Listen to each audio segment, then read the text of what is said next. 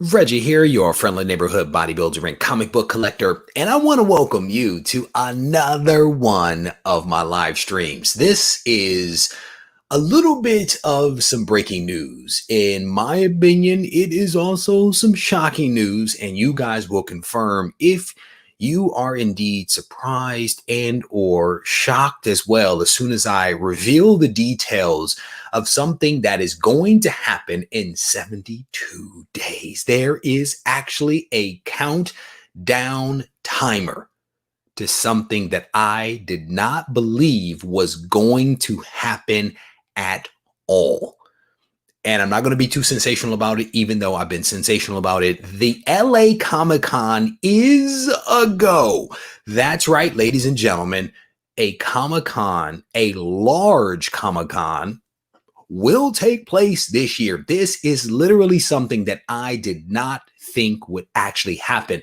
But I want to give a huge shout out to Pretty Fly for a Filipino guy, a comic book soldier reporter that was out there doing some digging, sent me a message late last night. And I was like, bro, I will be going live with this little tidbit to share it with the people because I am shocked. I am shocked that it is actually going to happen. But when I started to dig into the details, when I started to dig into the statements and the protocols and processes that are being put in place at the LA Comic-Con, I am now just impressed. I am impressed. They basically were saying, if it ain't safe, there is going to be no show. But these guys have put certain protocols in place that honestly impress me with what they are trying to do. And it's a little shocking, as someone just alluded to, because it's also in California. If this was happening in other states, I would not be all that surprised and shocked. But because it is California, I'm like, ooh, Cali is just bucking the system. So the LA Comic-Con is a go, and this is going to take place December 11th through the 13th. You can see here in 72 days, 40 minutes and 38 seconds. It is indeed going to be a go. And so on this website, you can actually buy your tickets. But before you buy your ticket, you may want to dig into some of the details. So what I did is I clicked on this thing right here, what we're planning for the show. There is a fantastic summation here of some of the details about how, the general manager for the LA Comic-Con arrived at this decision. And unfortunately, it's not formatted well for me to be able to show it all on one screen. So pardon me if I scroll left and right and stuff like that. But Chris basically says, for the last 6 months, we have been struggling with an important decision of should we go forward with the Comic-Con. And I can tell you, Chris is not the only one. There are many other Comic-Con organizers across the country that have been struggling with this very thing. Many of them have already canceled their shows, but LA is basically saying, no. Nay, says we. Come December, it is a go. And they says, since March, we have been living the same version of a lockdown, safer at home world, trying hard to stay safe, hoping and praying for the health and safety of others, our family, neighbors, friends, and all of our fellow human beings. We are wearing masks, keeping social distancing, and remaining thankful for the frontline workers, hospital personnel, and everyone working hard to make a difference. And yet we all yearn for a little bit of normality. And he's like, hey, we are going to do our part by bringing some of this back. And he basically goes on to say here, using all of the information and precautions available to us, we can design and run a show in December that is both safe and fun for our fans in the time of COVID. And they put in some time working with the LA Convention Center, with state and LA County offices, the mayor's offices. And they believe that it is possible to actually do it. And here is the little thing. They said, not safe equals no show. And so they highlight here what they have essentially done to ensure the safety of those people that will be attending. We rented out the entire LA Convention Center. My guess is that that was not terribly expensive because there was probably very little competition, but they rented out 1.2 million square feet of indoor space to give people more room that doubles the size of past LA Comic Cons. They might have just given LA Convention Center may have just given them this. just take it, please. They basically broken up some of the activities, put them into separate halls, which allow for more distribution of people, more safe distancing.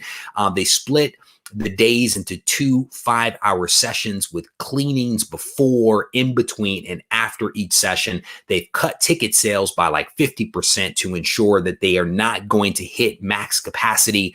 And they are making lots of great changes, right? People, if you come, you have to wear a mask. You have to stay 6 feet apart from people.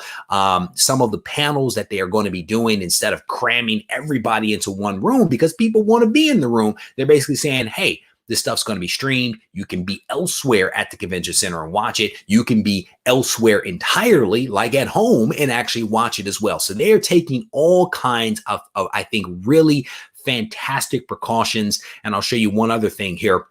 They put a really nice diagram here that I thought was really cool to basically highlight how they are making safety the #1 priority. So more space, maximizing distance, limiting capacity. And you can see here on the left that they roughly have 42,000 attendees in 2019, or at least maybe that was it's 42,000 attendees. And on the right, what they are basically saying is that we have expanded our footprint, right, to this 1.2 million square feet, and we are going to have a lot less people. Roughly max capacity will be at about 13,000 or so people, which gives a lot more room for fewer people to actually spread out and actually remain safe. So this again was some news that I got from Pretty Fly for a Filipino guy last night. I was very shocked that someone was actually going to attempt to do a con, but I'm also impressed by what they've decided to do and the fact that they've actually committed to doing it, right? This has been a tough year. Period. Been a tough year, hard stop. And it's nice to see something that many of us enjoy and love actually coming back, right? And yes, it's going to be different, but it is coming back. And my hope is that if people attend, people will also be safe and will also have a fantastic time. So when I heard about this news, I reached out to CGC and I said, hey, check it out. LA Comic Con is a go. Are you guys going to be attending? And they confirmed for me that they have no plans to attend. And I get it. Right. It's tough to turn a battleship, if you will, after you've already made a decision. And the truth of the matter is there is still the possibility that the con will not move forward. Right. I think that they are drawing a line in the sand. They are saying, here's what we're going to do. Here's how we're going to approach it. Buy your tickets. But they're also saying that if someone out there in terms of one of these consulting agencies and departments that they're going to says no, that it's not safe, they are going to cancel. And I think, some companies and some dealers some may commit to it and some may, holds back and just try to wait to see what happens over time. But I applaud the team that surrounds the LA Comic Con for trying to bring back some semblance, if you will, of normalcy. And I think that it's awesome. And I think it's really awesome because they're not just throwing caution to the wind. They are saying, hey, this is serious, but we also recognize that people need a little bit of escapism. So can we find that balance between giving people some escapism and keeping people safe as well? And so I think that it's a pretty solid plan. Again, I'm impressed by it. I am also very shocked by it. Joe's like, I'll believe it when I see it. So the attorney that basically is like rule and order, law and order, I'll believe it when I see it. I respect your position, brother. Cheap plane tickets, indeed. No doubt about that. Beast Slayer, how you doing, brother? It is good to see you. Harvey Abel is in here. Vanessa, it is always good to see you, my friend. Reggie, what does it say? Good point. We do need a little bit of normalcy back. And the thing is that, man, you have to try, right? I think that you have to try to do something. You just can't just fall back and say, we'll wait to see what happens next year, right? I mean, it's like, people are still living, people are still reading comics, people are still interested in interacting with creators and things like that. And so if they can find a way to safely allow this to happen, I think that it is a wonderful thing. I really, really do. Yes, I agree with comic book steals and deals. Hit the thumbs up button, smash it, tickle it, do whatever you do to the button. Make sure that you hit it. CGC is one of many who won't go. I predict a bust on companies, and that will be the reason to cancel and transfer to virtual. Possibly. I can probably tell you that there are a lot of local dealers in that LA area that are probably going to show up. And I actually know some of those comic shop owners and dealers in that area. They are probably going to show up at that con because they are doing their virtual sales and stuff like that. But I can tell you for a fact that there are a lot of dealers and comic shops that are still setting books to the side in preparation for things to actually happen. I spoke to one dealer the other day and they were like, yeah, we're selling off our modern Drek, but we're still holding a lot of Silver Age books. So you never know, right? If the LA Comic Con starts to put out these numbers where they're like, 5,000 people have bought tickets, 7,000 people have bought tickets, 10,000 people have bought tickets, that is going to send a message to dealers. And the dealers may be local. You may not get some of those big dealers, right? But you may get some of those local dealers that don't have stores, right? Maybe some that even do have stores that are like, you know what, 5,000 people, that's a lot of potential there for me. So only time will tell how this thing is going to play out, scrolling through, Steve's like, yeah, so I love comic books, but I don't love them that much. I don't love them COVID much. I respect it. What is it? Deuce is like, yeah, CGC should stay at home base and continue to grade my comics. There you go. Van, how you doing, brother? Hey, how you doing? Hey, it's good to see you. What is this? Let me see. Caught a live show, says Tony. Well, welcome to you, my friend. Welcome. What is it says? I'm guessing it depends on how the election goes. Yeah, I must have missed part of the comment that was up there. Vanessa, just go ahead and take me with you. Just put me in your pocket, keep me on the phone, take me with you. That's all I'm saying to you. Listen to me from the car. Whitewell Comics is in the house. He says, we all want normalcy back. This year has been really, really bad. That is an understatement. You at least needed like one more really in there. But at what cost or what risk are we willing to take to get there? I don't know. And here's what I mean by that, right? If you are basically saying that you are going to have everybody wear masks, everything is going to be cleaned, everyone is going to be 6 feet apart, how much of a risk is there? I honestly don't know that answer. I think that the other side of the coin is to have no one wear masks and to have a dense environment where everyone is cramming into there and not maintaining 6 feet. That to me is risky, right? But wearing masks and actually staying apart from people, there is a whole lot less risk in that, right? I have not heard of anything that basically says the virus can be transmitted by someone with two people wearing a mask, right? Staying 6 feet apart. I have not seen anything around those lines, but we have seen numerous instances where people that are going to events not wearing masks results in illness, right? We do in fact know that to be the case, right? So it'll be very interesting.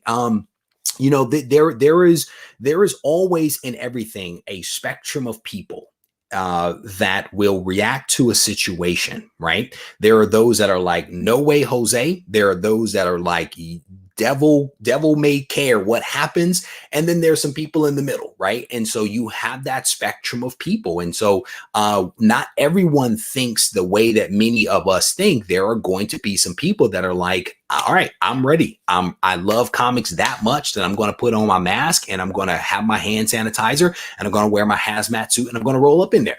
I will tell you, I've also been on planes. I've been on planes and I've gone to places that are considered to be risky, but I've taken every precaution that I can possibly take. So again, there's a spectrum of people that are going to react to this thing. I think it would be better to have a virtual con. I lost a comment there.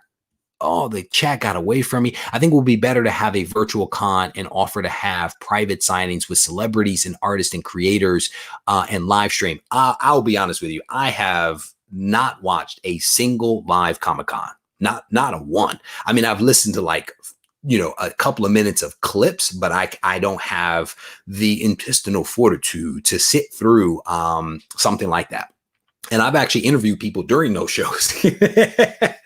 It's virtual Comic-Cons are tough for me. I am one of those people that I want to be there. I want to be in the room. That is not to say that I'm going to the LA Comic-Con. I'm simply giving you perspective, right? That for me is the way that it actually goes. What is this? Someone has to be the first. Makes sense. It would be LA. I don't know about that. It seems like it would be more like Texas or Florida, where they're still doing all kinds of stuff that they want to do. You know what I'm saying? Let me see. Scrolling down. I wonder if they reduce the price per table. Tony, that is actually a fantastic question. If they are smart, they will reduce those costs, because here is my guess, right? The table cost to some degree is about making a profit. Yes, but it is also about covering the cost for the square footage that is being rented. My assumption is that the LA Comic-Con the LA Convention Center does not have a whole lot of competition for that space, which is why they're like, please take our $1.2 million, right? So there could have been some substantial cost savings realized by doing what they did that might actually be less than the half rental, right? They doubled it, if you will, the square footage. It may be a lot less than the half price, but there will be some incremental costs associated with the industrial cleaning, right? That is not necessarily going to be cheap to have somebody come in to clean that square footage. So it'll be interesting to see what they do. But one of the things that will attract dealers will be the low table costs and ticket sales. Those will be two motivating factors. The other thing that I forgot to mention is we should never forget the fact that local dealers are still doing face-to-face things. If you pay attention on Instagram, there are backyard Comic-Cons that have still been going on. People are still doing it. And you know what they're doing? They're making people wear masks. They're making people use hand sanitizer. They're making people wear gloves in some cases as they flip through books. There are cons that are happening. They're just much, much smaller. And so some of those dealers are like, I can get out of my backyard. And there are some in like the LA area that I know of specifically that are like, I can get out of my backyard and get access to 5,000, 10,000, maybe even 14,000 people. I'm on it. And the table costs are low. There will be people that are going to make some magic happen. And there are going to be a lot of people, again, that are going to put on hazmat suits and roll up in there like it is Outbreak. They're going to roll in like Outbreak. No, it's just the light, brother. Is just the light. There is no muscle going on here. It is all a effect of some very tricky light that I've decided to do here in the room. Made some adjustments trying to make things pop a little bit better than maybe in the past.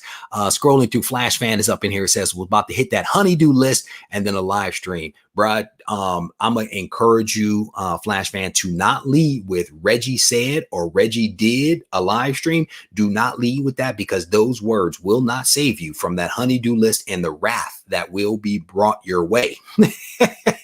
I cannot help you, my friend. Hey says, I've been going to the LA Comic Con since 2014, but this is the first time. I won't be going this year to LA Comic Con. Too risky for me and my family. I respect it, brother. I definitely respect it.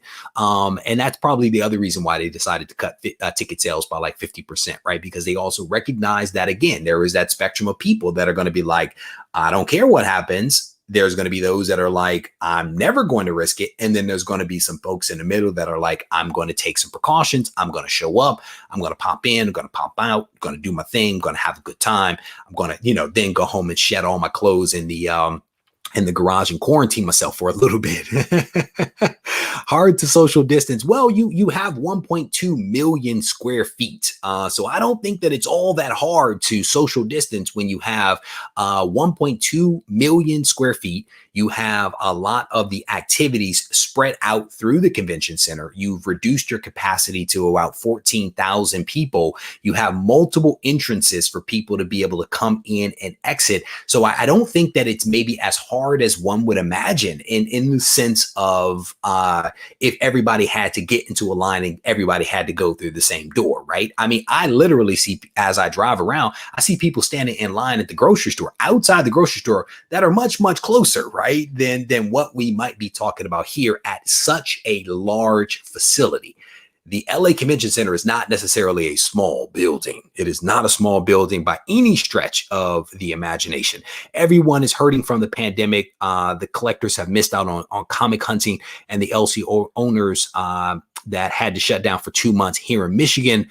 I think some LCSs are still closed, says Stanables Universe out of the Mitten, where I am from. Scrolling through some of the comments here. A lot of the comments I actually missed, so you guys definitely have my apologies, though. I need 1 million square feet just for me and my ego. Oh, Elvis, tone it down, my friend. Tone it down, brother. All right, so again, just throwing it out there for folks that are coming in right now. Here's the thing. You're probably going to have some people, some dealers that are going to actually be out on the corner. And then what they're going to be doing is they're going to be selling masks. They're going to be selling hand sanitizer, going to be selling Lysol. It is going to be robust and brisk business outside. You're going to have the dude with the cart that's going to walk around with the hand sanitizer, a little bit of pump action. It is going to be a scene. It is going to be a scene. Let me see. So again, for those folks that are coming in a little bit late, the breaking news here, if you will, news that I thought was a little shocking to me and may actually be shocking to some folks here, is that the LA Comic Con is actually going to be a go. They are moving forward with the con, which is going to take place December 11th through the 13th, 2020. It is going down, and that is something that I did not think was going to happen, but have been about 72 days and now probably 20 minutes. LA Comic Con is going to go down. They are taking all kinds of precaution. The organizers have rented out 1.2 million square feet of space at the LA Convention Center. They've reduced ticket capacity by like 50%, which reduces density and also allows people to spread out. They've put the exhibitors and the artist alley and all that kind of stuff in different rooms so people can have a little bit of room. They're going to be doing industrial cleaning before, during, and after. They're keeping the timing a little tight so as to not let it lag over the entire day. They're doing all kinds of precautions in order to actually in order to bring back some normalcy for folks. And as we've talked about over the course of the last 20 minutes or so, there is a spectrum of people out there that are going to, be not interested in attending this thing at all, to those that are like, I don't care what's going on. I just want something to do, something that's normal. And then there's going to be people that are going to be in the middle. And so I think what the organizers are doing is that they're playing to the spectrum of people that might be out there that have a desire to get back to some semblance of normalcy, right? I'm in to some degree or another the travel business, if you will, and what I can tell you is that there are a lot of people that are still traveling. There are those people that have that wanderlust, that want to get out there, that want to go places, that are taking precautions, and they are still traveling, whether you're talking about domestically or internationally, based upon what is happening with the ability to come into a given country. People are still traveling, right? People are still living life. People are still doing all kinds of things. And while the vast majority of us are not necessarily doing those things, there are a lot of people that are doing some things. So you guys know I was recently in Florida. I took every precaution when I went down to Florida to protect myself and to protect my family. And my guess is that there may be some people in the local LA area, maybe even beyond that are going to want to participate in something like that. So wanted to share this news with you guys. And again, it's all about trying to bring some awareness. And again, if you guys plan to go, let me know. let me know. Maybe I don't know. I don't know if I'll be there. I don't know. I need to noodle that one a little bit more. What is this? AZ says, not too sure about this. LA's numbers still aren't the greatest. Hey, brother, I hear you. I hear you. What is this? At this, wait a minute, this guy at Walmart are literally wanting for them to stock up on Venom number 23.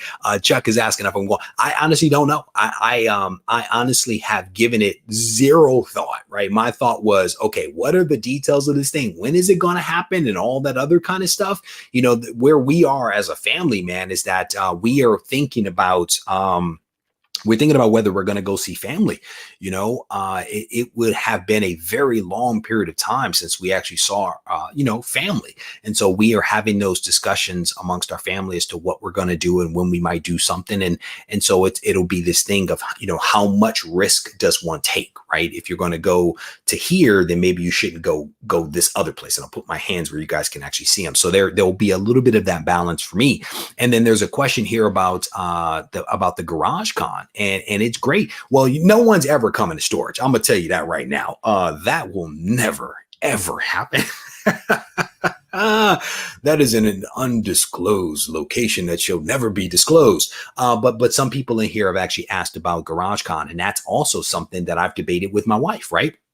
We feel like, again, if it is outside, if everybody's wearing masks, if we all keep our distance from one another, there is the potential to actually do GarageCon. And I've had lots of people that have asked the question, and people have been like to me, hey, if you do it, let me know when you're going to do it in advance, because I actually want to come. There are people that are interested in doing this stuff. And I think that if you can take smart precautions, I think that it will be fine. But I think a lot of consideration has to be given. I think it is definitely a personal decision. You know me, I never tell people what to do, right? I put information out there. Now, what you do with that information is completely upon you, but I try to at least be responsible in my delivery of information to you guys. So GarageCon may actually happen. GarageCon may actually still happen. It's something that I discussed with my wife probably about 2 weeks ago, and haven't made a decision on it just yet. So with that, I am going to wrap this thing up. I actually need to go do some work. I've been up since 5:30 working, but I need to do some additional work. But I wanted to share this information while it was early in the day so that people in other countries and other coasts can actually participate at least in some semblance of a live stream. So with that, I want to thank you guys for taking the time to watch this video. If you enjoyed it, please hit the thumbs up button. Tell a friend about it. We are getting close to 10,000 subscribers, and I am very excited about reaching that milestone. But if you need to reach out to me, feel free to do so in one of two ways: on Instagram at Regie Collects, or you can send me an email to Regie@RegieCollects.com. Take care.